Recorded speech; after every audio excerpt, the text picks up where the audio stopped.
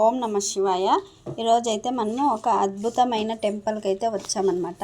ఈ టెంపుల్ మీరైతే ఎప్పుడు ఎక్కడ చూసిండరు, అలాంటి టెంపుల్ అన్నమాట.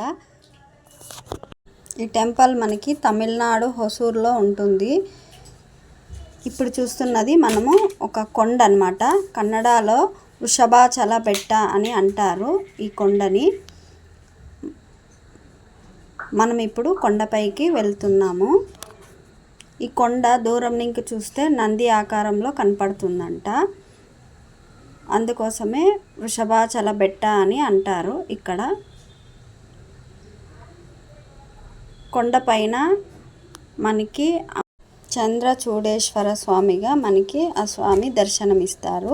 అలాగే పార్వతమ్మ మరకత అంబాల్ అనే రూపంలో మనకి దర్శనమిస్తారనమాట. ఈ అమ్మ మరకత అంబాల్ అనే రూపంలోకి ఎందుకు వచ్చింది అనేది ఇప్పుడు మనం తెలుసుకుందాం. కొన్ని కథల ప్రకారం మహాదేవుడు పార్వతీదేవిని ఈ స్థలానికి తీసుకురావడానికి మరకత ఉడతగా మారి వస్తారు. ఆ మహాదేవుడు మినమిన మెరుస్తున్న ఒక ఉడత రూపంలోకి మారుతారు. మహాదేవుడు ఉడత రూపంలో మారిన మహాదేవుడు పార్వతి ముందే అటు ఇటు తిరుగుతూ ఉంటారు. చాలా అందంగా ఉంది అని, ఈ ఉడత పచ్చ కలర్లో చాలా అందంగా ఉంది అని అమ్మ అటు ఇటు పరిగెత్తి ఎలాగైనా దాన్ని పట్టుకోవాలి అని అనుకుంటుంది. తర్వాత ఆ ఉడతని పట్టుకుంటారు.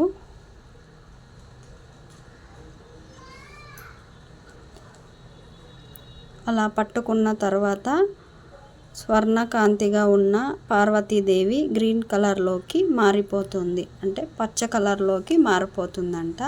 అలా మారిన పార్వతీదేవిని ఇక్కడ మరకత అంబాన్ అనే రూపంలో అమ్మనైతే ఇక్కడ కొలుచుకుంటారు.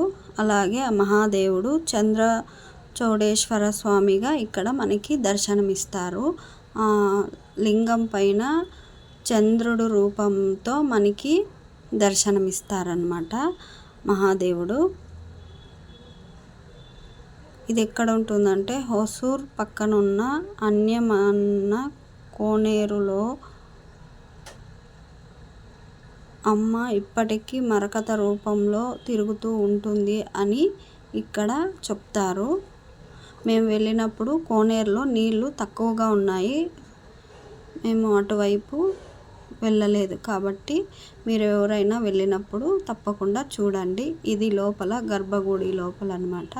మనకి గర్భగుడి లోపల కెమెరా అలౌ లేదు, కానీ నేను కొంచెం తీసానన్నమాట.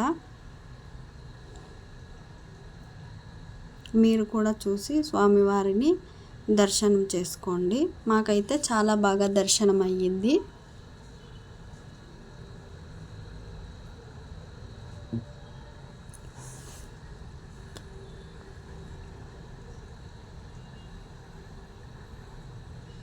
ఈ టెంపుల్ మనకి పొద్దున 7 గంటల నుండి మధ్యాహ్నం 12:30 వరకు ఉంటుంది. అలాగే మధ్యాహ్నం 3 గంటల నుండి రాత్రి 8 గంటల వరకే ఉంటుంది.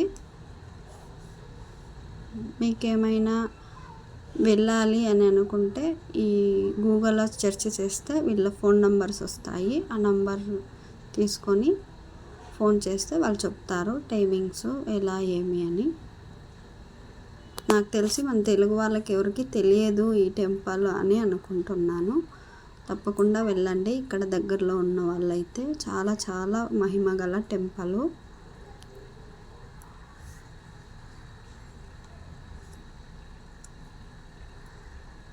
ఇక్కడ ప్రసాదం కూడా చాలా బాగుంటుంది. పులిహోర, లడ్డు, కజ్జాయ ఇలాంటివన్నీ ఇస్తారు. ఒక్కొక్క ప్యాకెట్ 10 రూపాయలే. ఇక మేమైతే దర్శనం చేసుకున్నాము. ఇక సాయంత్రం అయింది కదా అని మెటుకులు దిగి కిందికైతే వచ్చేసామన్నమాట. మధ్యలో ఫొటోస్ వీడియోస్ తీసుకొని వచ్చేసాము.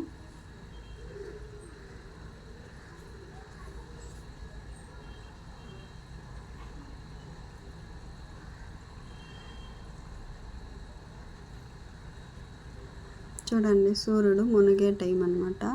వ్యూ అయితే ఇక్కడ నుండి చాలా చాలా బాగుంటుంది. ఇక్కడ ఫొటోస్ వీడియోస్ తప్పకుండా తీసుకోండి.